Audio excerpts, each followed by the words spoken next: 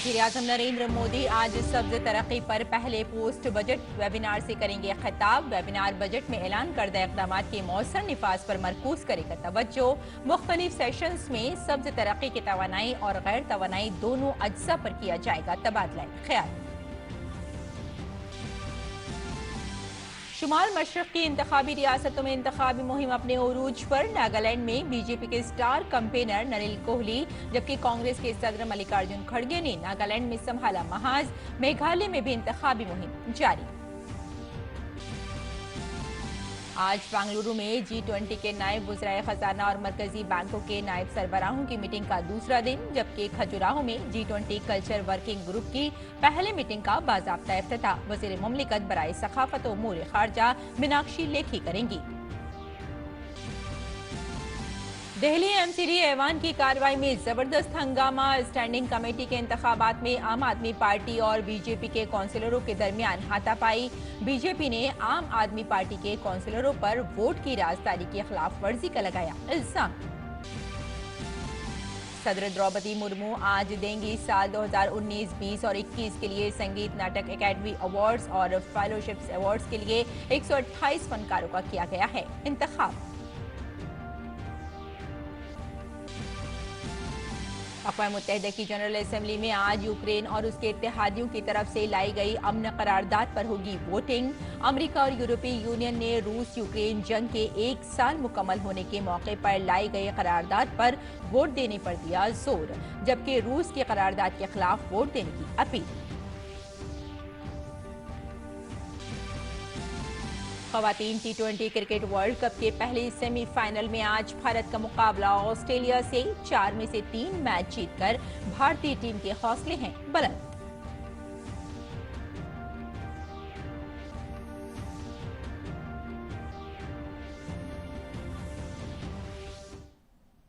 आदाब नाज़रीन, खबरनामे में आपका इस्तकबाल है। मैं हूं आपके साथ रेशमा फारूकी। आइए तफसील से अब खबरों पर नजर डालते हैं। बजट पर मरकूज वेबिनार का आज पहला दिन है। वज़ीर-ए-आज़म नरेंद्र मोदी आज ग्रीन ग्रोथ यानी सब्ज तरक्की पर मुनक्किद होने वाले एक वेबिनार से खिताब करेंगे। वेबिनार का मकसद मरकजी बजट में किए गए ऐलानात की अमलावरी के लिए सभी स्टेक होल्डर्स को एक साथ लाया जाए और इसमें हम आहंगी कायम की जाए। लिहाजा 11 मार्च तक ऐसे 12 वेबिनार मुनक्किद होंगे। इसी सिलसिले का आज पहला दिन है। वेबिनार में 6 इजलास होंगे। बिजली की वजारत इस वेबिनार के इनाकाद में अहम किरदार अदा कर रही है। सब्ज तरक्की मरकजी बजट 2023-24 की 7 आला तरजीहात में से एक है, जो मुल्क में सब्ज सनत और इख्तिसादी तब्दीली, माहौलियात के मुताबिक ज़राअत और पायदार तवानाई से मुताल्लिक है। ये बड़ी तादाद में सब्ज रोजगार भी पैदा करेगा। बजट में मुख्तलिफ शोबों और वजारतों के लिए कई मंसूबे और इक़दामात का तस्वुर कायम किया गया है। इनमें ग्रीन हाइड्रोजन मिशन, तवानाई की तब्दीली, तवानाई के जखीरे के मंसूबे, ग्रीन क्रेडिट प्रोग्राम, PM प्रणाम, गोवर्धन योजना, भारतीय कुदरती खेती, बायो इनपुट रिसोर्स सेंटर, मिष्टी और अमृत विरासत शामिल हैं। और नागालैंड में जैसे जैसे 27 फरवरी नजदीक आ रही है, सभी सियासी जमातें अवाम के दरमियान अपनी अपनी साख बनाने के लिए जोर आजमाइश कर रही हैं। जहां रियासत के वजीर आला इंतखाबी मुहिम के सिलसिले में रियासत का मुसलसल दौरा कर रहे हैं, वहीं बीजेपी से ताल्लुक रखने वाले नरेंद्र कोहली भी आज कई जलसे करेंगे। यहाँ कांग्रेस के सदर मल्लिकार्जुन खड़गे ने नागालैंड में क़यादत संभाली है, जबकि वज़ीर-ए-आज़म नरेंद्र मोदी कल नागालैंड के दीमापुर में एक बड़े जलसा आम से खिताब करेंगे। अब अवाम का एतमाद किस पार्टी पर सादिक आता है, ये 2 मार्च को वोटों की गिनती के बाद ही पता चलेगा। मेघालय असेंबली इंतखाबात में 1 हफ्ते से भी कम वक्त बाकी है। ऐसे में रियासत में असेंबली इंतखाबात की मुहिम शबाब पर है। तमाम जमातें कामयाबी को यकीनी बनाने के लिए अपनी पूरी ताकत लगा रही हैं। कांग्रेस की जानिब से राहुल गांधी ने शिलोंग में भी खासी लिबास में इंतखाबी मुहिम चलाई। वज़ीर-ए-आज़म नरेंद्र मोदी कल शिलोंग और तूरा में इंतखाबी रैलियों से खिताब करेंगे।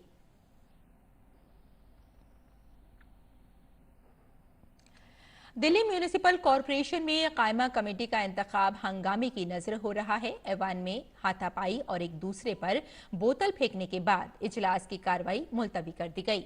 एमसीडी में ऐवान की कार्रवाई तीसरी बार शुरू तो हुई, लेकिन थोड़ी ही देर में हंगामे के सबब कार्रवाई फिर मुलतवी करनी पड़ी। मेयर और डिप्टी मेयर के इंतखाब के बाद कल रात स्टैंडिंग कमेटी का इंतखाब हंगामे के सबब नहीं हो पाया था। स्टैंडिंग कमेटी के इंतखाब में ऐवान के अंदर आम आदमी पार्टी और बीजेपी के काउंसलरों ने एक दूसरे के साथ हाथापाई की और पानी की बोतलें फेंकी। बीजेपी के काउंसलर कायमा कमेटी के इंतखाब में आम आदमी पार्टी के काउंसलरों के जरिए मोबाइल फोन लाने की मुखालफत कर रहे थे, क्योंकि मेयर और डिप्टी मेयर के इंतखाब में मोबाइल फोन ले जाने की इजाजत नहीं थी और बीजेपी के काउंसलर्स यही चाहते थे कि स्टैंडिंग कमेटी के इंतखाब में मोबाइल फोन की इजाजत न दी जाए। वजीर दाखिला अमित शाह आज कर्नाटक का दौरा करने वाले हैं। वो बेंगलुरु में भारतीय सियासत के 65 साल और मोदी की क़यादत में वसी तब्दीली के मौजू पर एक इंटरएक्टिव सेशन से खिताब करेंगे। इसके साथ वो बेलारी में एक जलसाए आम भी करेंगे। अमित शाह का इन तीनों सियासी तौर पर अहम रियासतों का दौरा अहम माना जा रहा है, क्योंकि इस साल कर्नाटक असेंबली के इंतखाबात होने वाले हैं। और माइक्रोसॉफ्ट के शरीक बानी और bill and Melinda Gates foundation के शरीक चेयरमैन बिल गेट्स ने बड़े चैलेंजों से निपटने के लिए भारत की तारीफ की है। टाइम्स ऑफ इंडिया अखबार में शाये होने वाले अपने मजमून में बिल गेट्स ने भारत को मुस्तकबिल की उम्मीद करार दिया है। उन्होंने लिखा कि भारत ने साबित कर दिया है कि वो बड़े चैलेंजों से निपट सकता है। भारत ने पोलियो का खात्मा किया है, HIV के फैलाव को कम किया है, गुर्बत में भी कमी की है, बच्चों की अमवात में कमी की गई है और सफाई और मालियाती खिदमात तक रसाई में इजाफा किया गया है। बिल गेट्स ने लिखा कि भारत ने ये सब कुछ जिद्दत तराजी के आलमी सतह पर मारूफ नुक्ता नज़र को अपनाकर किया है। ये नुक्ता नज़र इस बात को यकीनी बनाता है कि हल इन लोगों तक पहुंचे जिन्हें उसकी सबसे ज्यादा जरूरत है। उन्होंने लिखा कि भारत की तरक्की की रफ्तार बड़े पैमाने पर प्रोग्रामों को नाफिज करने में महारत और भारतीयों की इख्तराई महारत से पता चलता है कि भारत आज के सबसे बड़े चैलेंजों से निपटने में कलीदी किरदार अदा कर सकता है। बिल गेट्स ने लिखा कि वो अगले हफ्ते भारत का दौरा करेंगे ताकि भारतीय इख्तराकारों और सनतकारों के काम को देखें। उन्होंने लिखा कि इनमें से कुछ इख्तराई और कारोबारी अफराद मौसमियाती तब्दीली समेत बहुत से बड़े चैलेंजों से निपटने के लिए काम कर रहे हैं। बिल गेट्स ने लिखा कि किसी भी दूसरे मुल्क की तरह भारत के वसाइल महदूद हैं, फिर भी भारत ने दिखाया है कि इन हुदूद के बावजूद तरक्की कैसे की जा सकती है। G20 इजलास का सिलसिला भारत की सदारत में जारी है। बेंगलुरु में G20 नायब वज़ीर खजाना और मरकजी बैंकों के नायब सरबराहों की मीटिंग का आज दूसरा दिन है। वहीं G20 वज़ीर खजाना और मरकजी बैंक के गवर्नरों की पहली मीटिंग 24 से 25 फरवरी को बेंगलुरु में होगी। इस मौके पर वज़ीर खजाना निर्मला सीतारमण दीगर ममालिक के वज़ीर खजाना से बातचीत करेंगी। इस इजलास में कुल 72 वफूद शिरकत करेंगे। ये मीटिंग 3 इजलास पर मबनी होगी, जिसमें 21वीं सदी के मुश्तरका आलमी चैलेंजों से निपटने के लिए कसीर जहती तरक्याती बैंकों को मजबूत करना शामिल है। मजबूत, जामे और पायदार मुस्तकबिल के शहरों के लिए फाइनेंसिंग, माली शमूलियत और पैदावारी सलाहियत को बढ़ाने के लिए डिजिटल पब्लिक इंफ्रास्ट्रक्चर DPI के इस्तेमाल जैसे मसाइल का अहाता किया जाएगा। इस दौरान आलमी मईशत, आलमी सेहत और बैनुल-अक़वामी टैक्स से मुताल्लिक़ अमूर पर भी तबादला ख्याल किया जाएगा। इन मुलाकातों के दौरान आने वाले वुज़रा, गवर्नरों, नुमाइंदों और दीगर मंदूबीन के लिए मुतादिद इजाफी तकरीबात का मंसूबा बनाया गया है, जो डिजिटल पब्लिक इंफ्रास्ट्रक्चर जैसे मौज़ूआत पर मुनक़िद होंगे। इस दौरान walk the talk policy in action के उन्वान से एक खुसूसी प्रोग्राम भी मुनक़िद किया जाएगा। खजुराहो में जारी G20 कल्चर वर्किंग ग्रुप की पहली मीटिंग का सखाफत और उमूर खारजा की वजीर मुमलिकत मीनाक्षी लेखी बाज़ाब्ता इफ्तिताह करेंगी। आज दूसरे रोज एक अहम इजलास में G20 ममालिक के मंदूबीन के दरमियान सखाफत पर बातचीत होगी। इस मीटिंग में आज और कल कल्चर से मुतालिक 4 अहम मौज़ूआत पर बातचीत होनी है। वो 4 मौज़ूआत सकाफती इमलाक का तहफ़्फ़ुज़ और बहाली, एक पायदार मुस्तक़बिल के लिए ज़िंदा विरसे का इस्तेमाल, सकाफती और तख्लीकी सनतों का फ़रोग़ और तख्लीकी मईशत और सकाफत को महफूज रखने और फ़रोग़ देने के लिए डिजिटल टेक्नोलॉजी का फ़ायदा उठाना है। दोपहर के बाद मंदोबीन को न सिर्फ दुनिया के मशहूर खजुराहो मंदिर देखने के लिए ले जाया जाएगा, बल्कि हुनर हाट में फनकारों के फन से भी मुतारिफ कराया जाएगा। इसके साथ ही शाम के वक्त मंदोबीन खजुराहो में जारी डांस फेस्टिवल में भारतीय रिवायती रक्स और खास तौर पर मलेशिया के फनकार रामले की परफॉर्मेंस से भी लुत्फानंदोज होंगे। आगे बढ़ते हैं। सदर द्रौपदी मुर्मू आज 2019-20 और 21 के लिए संगीत नाटक एकेडमी अवार्ड्स और फेलोशिप पेश करेंगी। इस मौके पर सकाफत और सियाहत के मरकजी वजीर जी किशन रेड्डी और रियासती वजीर बराए सकाफत और पार्लिमानी उमूर अर्जुन राम मेघवाल भी इस तकरीब में शिरकत करेंगे। अवार्ड के लिए 128 फनकारों का इंतखाब किया गया है। ये परफॉर्मिंग आर्ट्स के शोबे से ताल्लुक रखने वाली 10 नामवर शख्सियात को एकेडमी फेलोशिप के लिए भी मुंतखब किया गया है।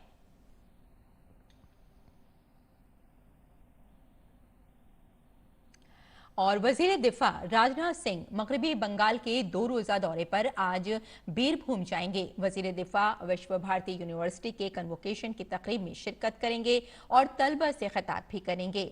वो गुरुदेव रविंद्रनाथ टैगोर को खराज अकीदत पेश करने के लिए शांति निकेतन आश्रम भी जाएंगे।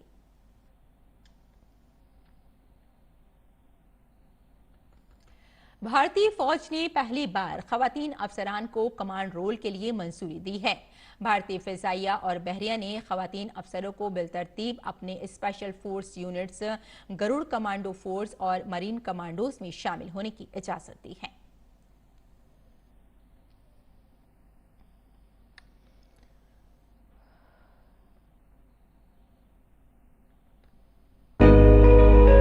भारतीय फौज ने मेडिकल स्ट्रीम से बाहर पहली बार कमांड रूल्स में खवातीन अफसरों की तकरीरी शुरू की है और इनमें से तकरीबन 50 को ऑपरेशनल इलाकों में अहम यूनिटों के लिए मुख्तस किया है, जिनमें ऑपरेशनल तौर पर शुमाली और मशरकी कमान में आगे के मकामात भी शामिल हैं। फौज ने 108 खवातीन अफसरान को सिलेक्ट ग्रेड कर्नल के ओहदे पर तरक्की देने के लिए एक खुसूसी सिलेक्शन बोर्ड का एहतमाम किया। बोर्ड ने कुल 244 खवातीन लेफ्टिनेंट कर्नल की 108 असामियों पर गौर किया। सिलेक्शन बोर्ड ने जिन खवातीन अफसरान का जायजा लिया वो 1992 से 2006 बैच की थी और उन्हें engineer, signal, army air defence, intelligence core, army service corps, army ordinance core और इलेक्ट्रिकल और मैकेनिकल इंजीनियर समेत मुख्तलिफ हथियारों और खिदमात में भर्ती किया गया था। 50% मुंतखब खवातीन अफसरान ऑपरेशनल इलाकों में तैनात यूनिट्स की कमांड के लिए फौज उन्हें 2020 में मुस्तकिल कमीशन देना शुरू करेगी। आर्मी मेडिकल कोर की खवातीन अफसरान कई दहाइयों से फील्ड अस्पतालों, फौजी अस्पतालों और दीगर तिब्बी इदारों की कमांड कर रही हैं। इसके अलावा मुसल्लह अफवाज में कुछ खवातीन डॉक्टर्स ने 3 स्टार रैंक में इजाफा किया है। जनवरी में army chief general Manoj Pande ने कहा था कि आर्टिलरी रेजिमेंट में खवातीन अफसरान को तैनात करने का मंसूबा है। जनवरी के अवाइल में फौज ने पहली बार एक खातून अफसर कैप्टन शिवा चौहान को सियाचिन में तैनात किया, जो दुनिया के सबसे बुलंद और सर्द तरीन मैदान जंग है। उन्होंने सूडान के मुतनाज़ इलाके अबई में 27 खवातीन अमन फौजियों का सबसे बड़ा दस्ता भी तैनात किया। भारतीय फिजाइया और बहरिया ने खवातीन अफसरान को बिलतरतीब अपने स्पेशल फोर्स यूनिट में शामिल होने की इजाजत दी है, जिनमें गरुड़ कमांडो फोर्स और मरीन कमांडोज शामिल हैं, ताकि सिंफी मसावात को फरोग दिया जा सके बशर्ते के वो इंतखाब के मेयार पर पूरा उतरे।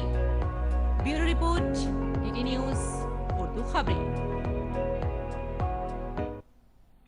वज़ीर-ए-आज़म नरेंद्र मोदी ने 41वें प्रगति मीटिंग की सदारत की। इजलास में बुनियादी ढांचे के 9 बड़े मंसूबों का जायजा लिया गया। 41,500 करोड़ रुपए के ये प्रोजेक्ट 13 रियासतों से मुतालिक हैं।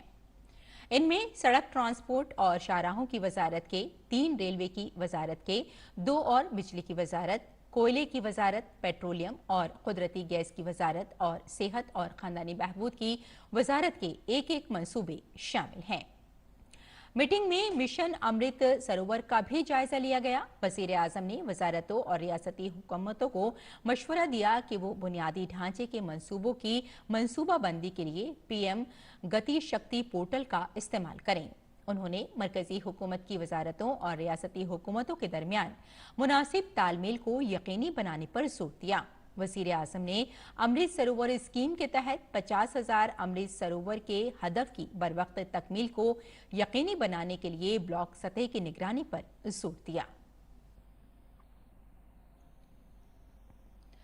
मरकजी वजीर डॉक्टर जितेंद्र सिंह ने हरियाणा के फरीदाबाद में 120 करोड़ रुपए की लागत से तामीर होने वाले अस्पताल और ट्रांसलेशनल रिसर्च फैसिलिटी का संग बुनियाद रखा। उन्होंने बताया कि translational health science and technology institute में होने वाली तहकीक ने किस तरह बैनुल-अक़वामी शोहरत हासिल की है। उन्होंने कहा कि ओमिक्रॉन वायरस को कल्चर करने वाली ये भारत की पहली लेबोरेटरी है।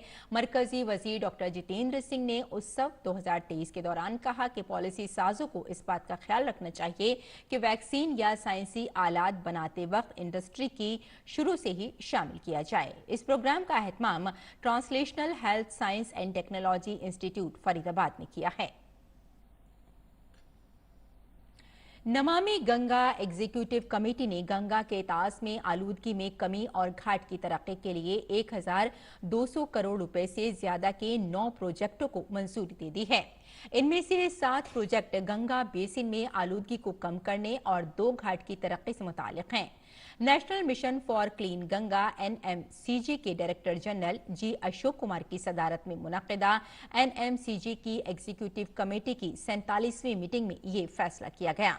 जल शक्ति की वजारत ने कहा कि मंजूर शुदा मंसूबों के तहत मगरबी बंगाल, उत्तर प्रदेश और मध्य प्रदेश समेत कई रियासतों में दरियाए गंगा को साफ करने के लिए मुख्तलिफ वाटर सीवरेज ट्रीटमेंट प्लांट से मुताल्लिक काम किए जाएंगे। कोयले की वजारत कल 27 कोयले के कानों के लिए मोक ई नीलामी करेगी। इस ई नीलामी का मकसद बोली दहिंदगान को नीलामी के अमल से वाकिफ कराना है। वजारत ने कहा कि कमर्शियल कोयला कानों की नीलामी के छठे दौर और 5वें दौर की दूसरी कोशिश के तहत 36 कोयले के कानों के लिए 96 बोलियां मौसूल हुई। उन्होंने कहा कि तकनीकी जांच की तकमील के बाद इस माह की 27 तारीख से कोयले की 27 कानों को मजीद नीलामी के लिए पेश किया जाएगा।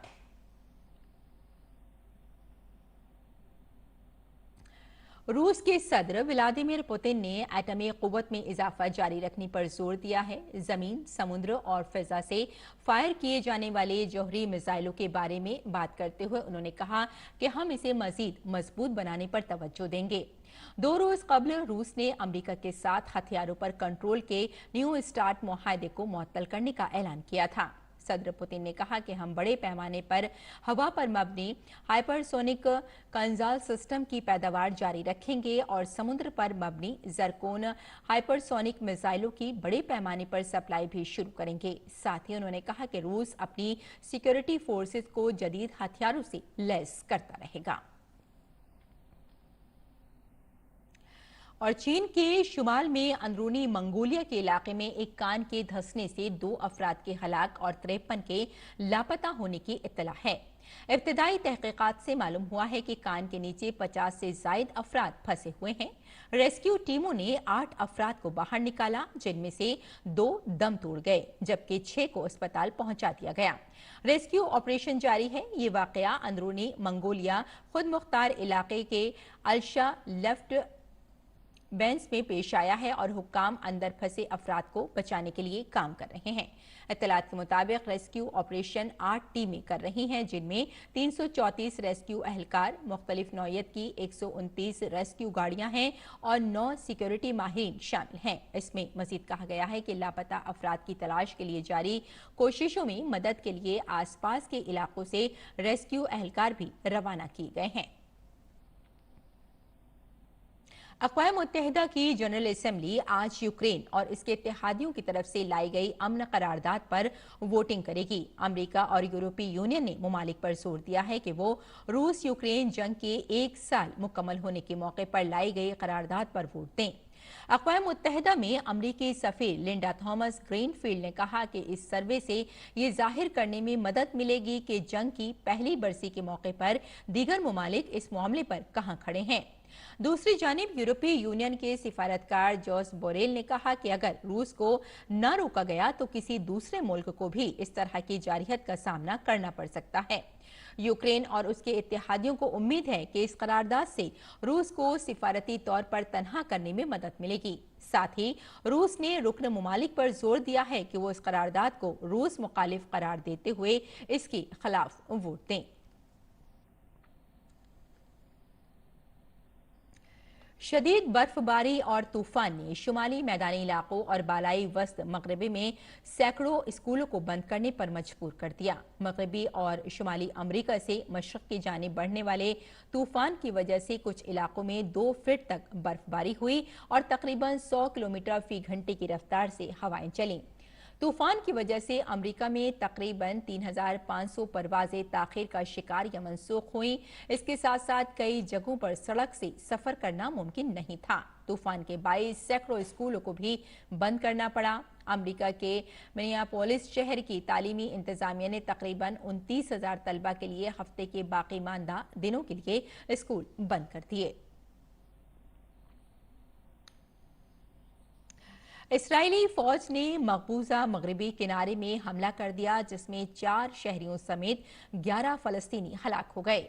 इसमें 4 बंदूक बरदार भी शामिल हैं। ये हमला मगरबी किनारे के इलाके नाबलस में छापे के दौरान किया गया। इस अंधाधुंध फायरिंग के दौरान 100 से ज्यादा अफराद जख्मी भी हुए, जिन्हें इलाज के लिए अस्पताल में दाखिल कराया गया। इस हमले के बाद इसराइली फौज ने नाबलस में ऑपरेशन की तस्दीक करते हुए कहा कि अस्करियत पसंदों को हिरासत में लेने की कोशिश के दौरान फौजियों ने जवाबी कार्रवाई की। इसराइली फौज ने एक बयान में कहा है कि इस कार्रवाई में इसके फौजियों का कोई जानी नुकसान नहीं हुआ है। और चीन की सरहद से तकरीबन 82 किलोमीटर दूर ताजिकिस्तान में आज अलसुब ज़लज़ले के शदीद झटके महसूस किए गए। अमरीकी जियोलॉजिकल सर्वे USGS के मुताबिक ज़लज़ले की शिद्दत रेख्तर पैमाने पर 6.8 रिकॉर्ड की गई।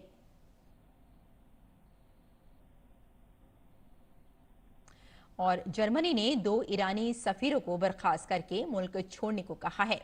ईरान में मंगल को ईरानी जर्मन शहरी और अमेरिका के बाशिंदे जमशेद शमदाद को दहशतगर्दाना सरगर्मियों का जुर्म साबित होने के बाद मौत की सजा सुनाई गई है। जर्मन वजीर खारजा ने कहा कि उन्होंने बर्लिन में ईरानी सिफारत खाने से कहा है कि हम जर्मन शहरी हुकूक की खिलाफ वर्जी को कबूल नहीं करेंगे। जर्मन हुकूमत ने कहा कि ईरानी सिफारत खाने के 2 अरकान को मुख्तसर नोटिस पर जर्मनी छोड़ने को कहा गया है। और नाज़रीन, अब पेश है दिल्ली से शाये उर्दू अखबारात पर एक नजर।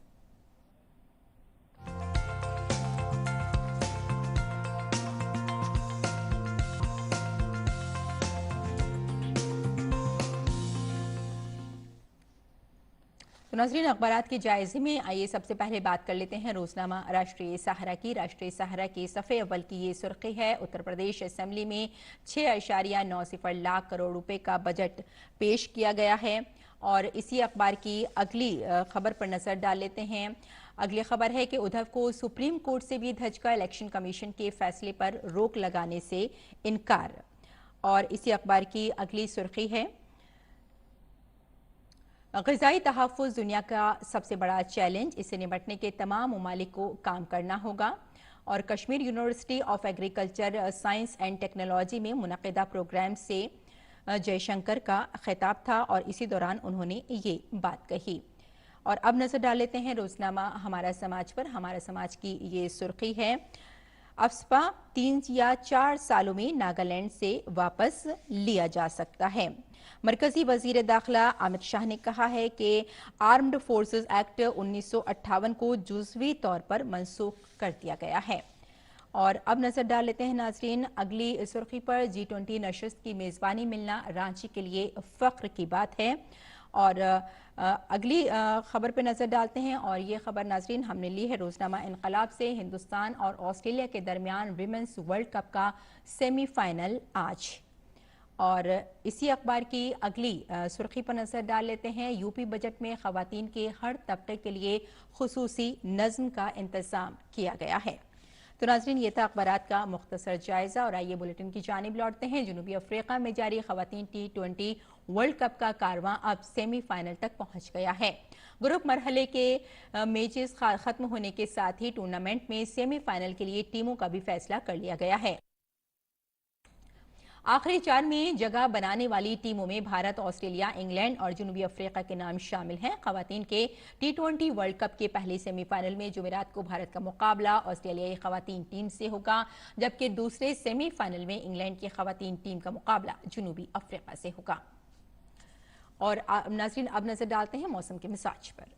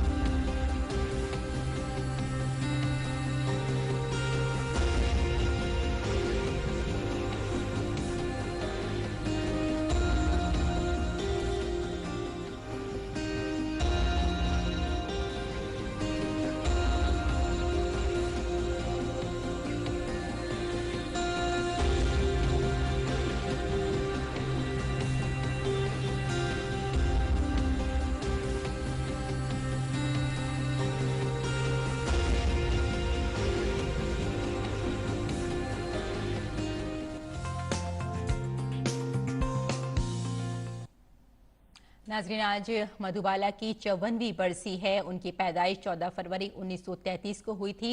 मधुबाला का असली नाम मुमताज जहां बेगम था। मधुबाला 1950 से 1960 के अशरे की इंतहाई खूबसूरत और हमजहत खूबियों से मालामाल अदाकारा थी। नाज़रीन, आपसे रुखसत होने से कबल अब आपको छोड़े जाते हैं मधुबाला पर फिल्माए गए कुछ खूबसूरत नगमों के साथ। हमें यही इजाजत दीजिए और आप इनका लुत्फ उठाइए। आदाब।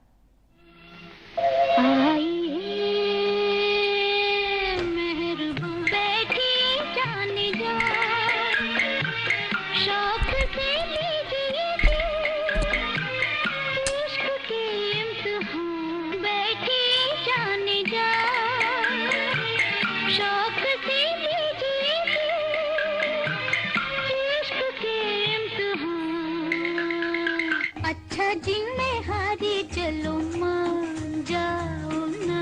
देखी सबकी यारी, मेरा दिल जलाओ ना। अच्छा जी मैं हारी, चलो मान जाओ ना। देखी सबकी यारी, मेरा दिल जलाओ ना।